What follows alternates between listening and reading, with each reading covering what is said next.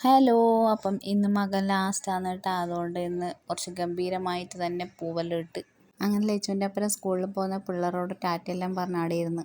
അങ്ങനെ ഒരു 9 മണിയെല്ലാം ആകുമ്പോൾ ലച്ചുവിനെ കുളിപ്പിച്ച് സുന്ദരിയാക്കി ഉറക്കാൻ നോക്കി. ഓൾ ഉറങ്ങിയല്ലേ നമുക്ക് എന്തെങ്കിലും പണിയെടുക്കാനാവും.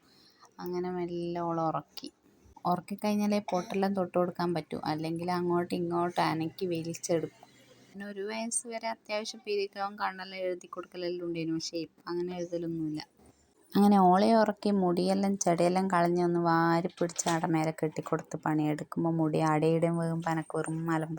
അത് കഴിഞ്ഞ് കുറച്ച് തുണിയെല്ലാം അലക്കാനുണ്ടായിരുന്നു. ആ തുണിയെല്ലാം അലക്കി എൻ്റെ അപ്പോൾ ഏതാ വെയിലത്ത് ഞാൻ പൊരിഞ്ഞു പോയി.